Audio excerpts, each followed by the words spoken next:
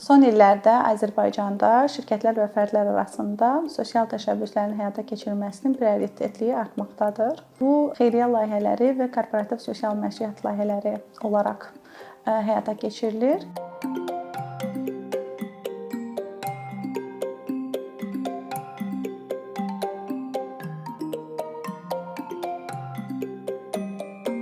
Sosial təşəbbüsün bir forması olan xeyriyyə layihələrinin həyata keçirilməsi şirkətlər arasında daha çox üstünlük verilir.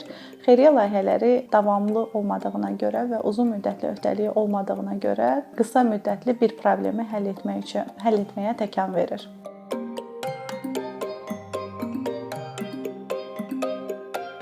Hər hansı bir şirkət sosial layihə həyata keçirərkən həmin sosial layihə şirkətin brend məhsulu deyil. Şirkət sosial layihələrdən, ümumiyyətlə korporativ sosial məsuliyyət layihələrindən brendi tanıtmaq üçün deyil, cəmiyyəti buna təşviq etmək, cəmiyyətdəki problemləri həll etmək və həmin problemlərə diqqət çəkmək məqsədi ilə etməlidir.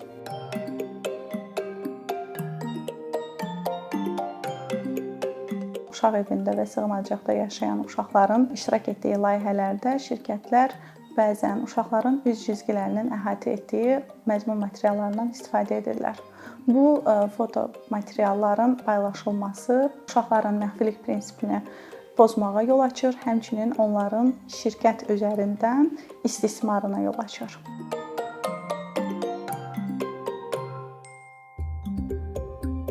PR və marketinqin düzgün istifadə olunmamasının bir nümunəsi də bizdə baş verən, ümumiyyətlə ölkədə baş verən, dünyada baş verən təbii fəlakətlər, müharibələr, qəzalar zamanı mediada olan dəstək çağırışlarıdır.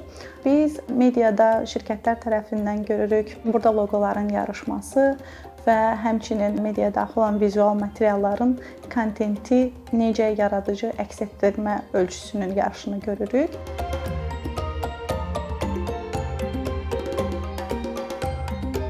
Bütün faciələrin nəticəsi insan ölümüdür, canlı ölümüdür.